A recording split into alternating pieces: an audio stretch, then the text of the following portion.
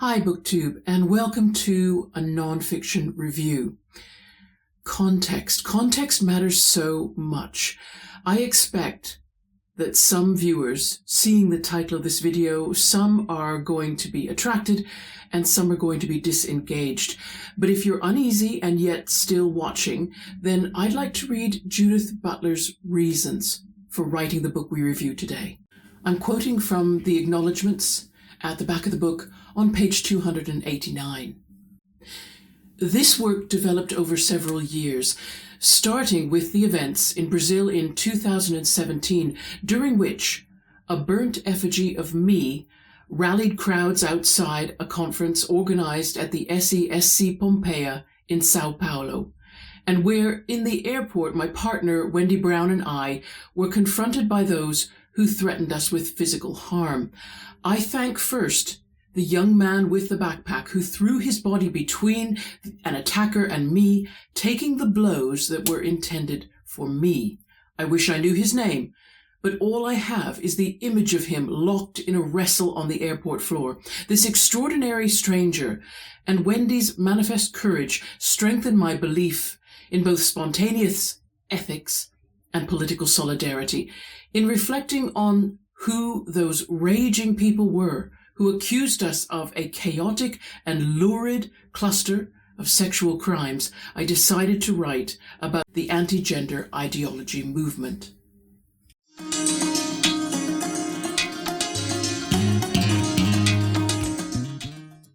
Today we are reviewing Who's Afraid of Gender by Judith Butler, published in 2024. 300 pages in the book, 264 of those are the text.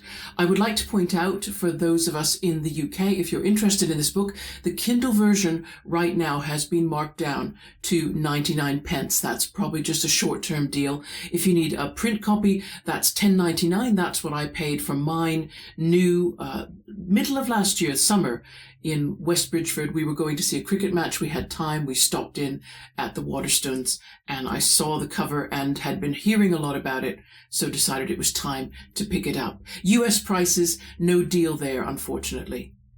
About our author, Judith Butler, they were born in 1956 in Cleveland, Ohio, studied at Bennington College, Vermont. You might remember that was where, we've got a number of people who've attended there with some literary fame thereafter. Donna Tartt of The Secret History, and also Brett, I want to say Brett Ellis Easton or Bret Easton Ellis, I always mess up his name, the author of American Psycho, also studied at that college. And then Judith Butler transferred to Yale University and got her PhD in 1984. They began their career teaching at Wesleyan University, George Washington University, and currently they are teaching at the University of California at Berkeley. Their first publication in 1988, Performative Acts and Gender Constitution, an essay in phenomenology and feminist theory. And that concludes with a reflection on the strengths and limitations of widespread feminist theories which function on a solely binary perception of gender.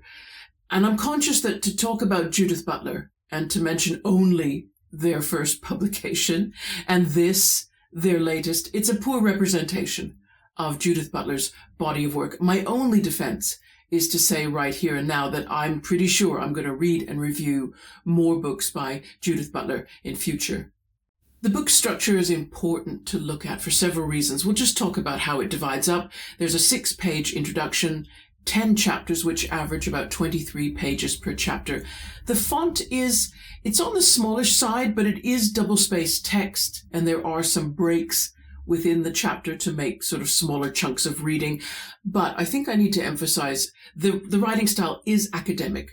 The vocabulary is very challenging, and it may seem at times as if the same point is being made over and over again with slightly different evidence being brought forward to support it. And I say this, and that's not a criticism, it's a writing style that I really had to get used to when I joined the Open University and wanted to do my degree in English literature.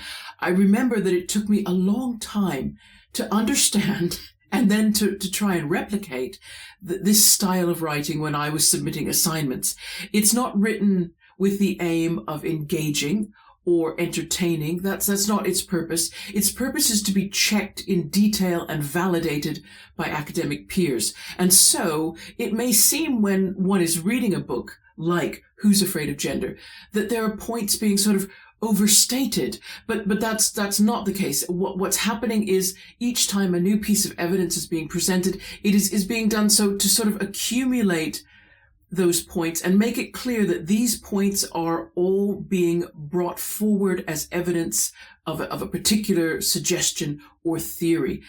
And yet I don't know whether there is a work written right now that could bring Butler's ideas to a wider audience, but that's my fault. I just don't have enough knowledge about writing concerning gender to recommend another title yet, but it's my intention to become more familiar with the subject. So should I find something that approaches the same material using a less academic writing style, then I would definitely point that out. Regarding what's in the book itself, you do have some acknowledgements, and we read a portion of that at the start of the video. And the notes, I should mention the notes because the notes contain bibliography, and also many of the notes are several paragraphs long. They provide an additional text on top of the main body of the text. So a reader could take quite a long time to cover this book if they wanted to in detail. They could stop whenever they reach a footnote. They could take time to look up and read the referenced work in full. That would be the closest thing that you would get to the viewpoint Judith Butler had after doing their research. Regarding summarizing, I'm going to break with my usual method where I, walk through some or all of the chapters and I try to summarize. I'm going to admit, frankly, right here and right now, that my understanding of Judith Butler's book after one reading isn't enough. This book cannot just be read once and be satisfied with it. It needs to be revisited, or what I probably need to do is revisit the notes and read those, and also begin to do some of the follow-up reading to gain the kind of full understanding that I wish I had right now to bring to you in order to summarize. So what I'm going to talk about instead is just a few points that I did manage to glean from the text that Butler makes that I think deserve emphasis, by which I mean I think these are some reasons why Butler's book is an important one.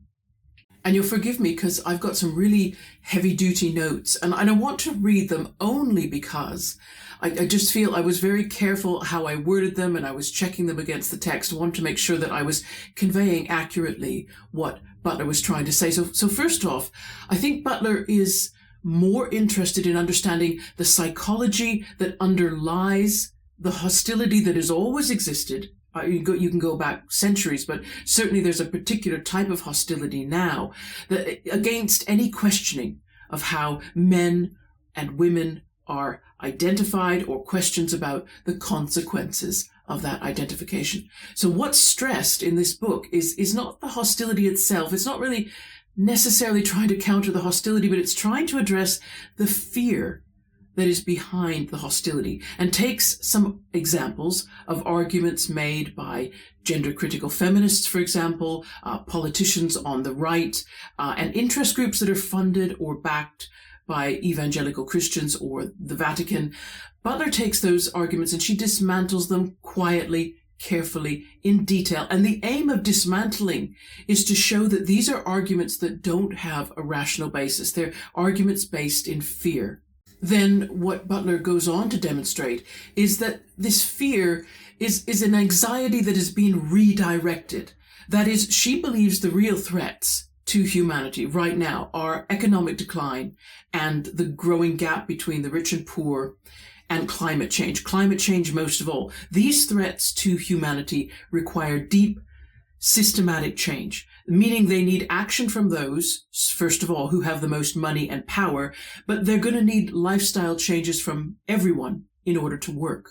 Now, what Butler suggests is that the political shift to the right that we seem to be experiencing in several countries over the globe right now is a kind of denial. It's an unwillingness to face problems that require personal change. But denial requires that the fear that one feels really about economic decline and climate change gets redirected. It's got to go somewhere. The aim of Butler's book, I think, is to make a public statement that the focused campaigns that right now are being directed against women's rights, against the rights of LGBTQ plus individuals, are forms of redirected fear. It is also redirected money and energy, of course, and Butler makes the point that this is money and energy lost to the effort of solving economic inequality, solving environmental issues. And Butler describes the anti-gender, anti-feminist fear as a phantasm. She uses that word over and over, phantasm or variations on that word. It's an imagined threat standing in the place of the real threat that cannot be looked at honestly. And I should add that Butler includes the efforts to oppose critical race theory as another example of this redirected fear, this phantasm. She does not discuss race in any great detail. That's not the point of the book, except to say that fear of critical race theory belongs in the same category of fear as the fear of critical examination of gender. And lastly, Butler argues that the notion that seems to be coming from these anti-gender movements, that there's a simple, I'm going to use air quotes, common sense way to put people into one of two gender categories.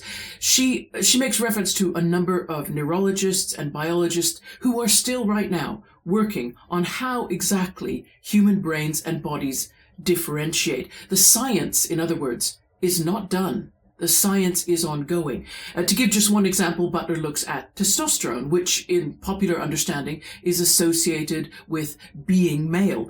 But recent studies are showing that varying testosterone levels exist across all people, and therefore testosterone levels are not an indicator of maleness or femaleness.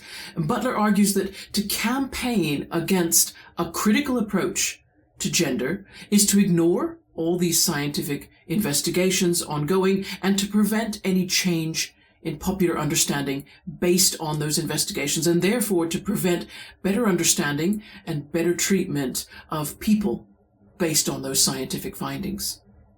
My rabbit hole is going to go off on a bit of a tangent. I'm going to ask the question, why read academic nonfiction?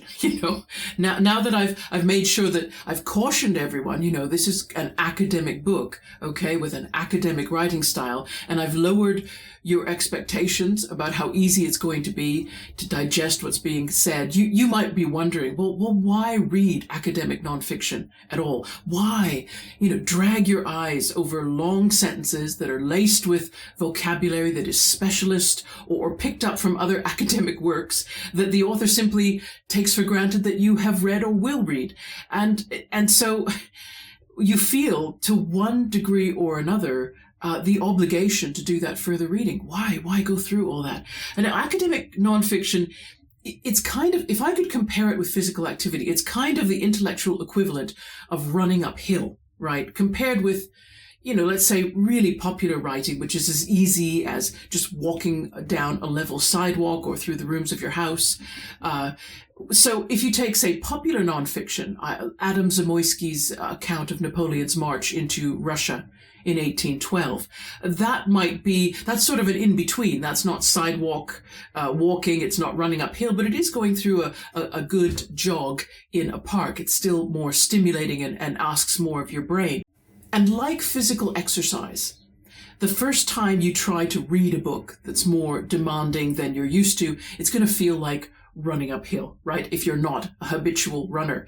So if you are out of shape, you won't be able to read very far in that kind of text before you will need a rest. And maybe you'll need to go at that piece of reading again to get yourself stronger. You won't be able to run as fast as a better trained runner. So in other words, you won't be able to read as quickly and absorb as much as a more practiced reader. So Butler, you have to read Butler's work slowly. There's no way around it. There's no point reading too many pages or trying to read it in one sitting, because the ideas being presented won't be easy to grasp.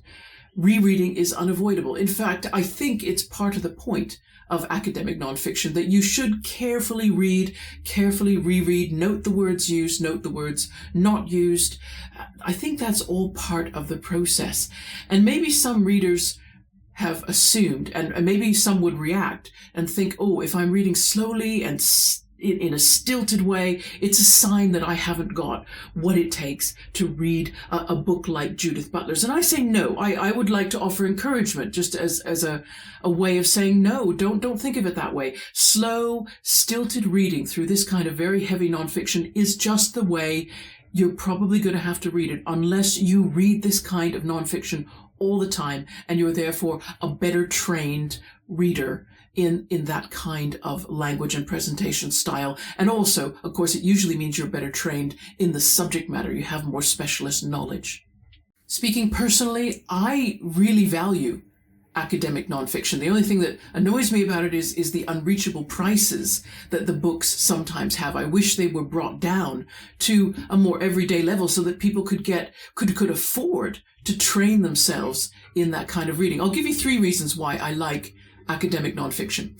1, the author is expected to choose their words and their writing style in a way that presents a calm, logical tone, right? It shouldn't get emotive.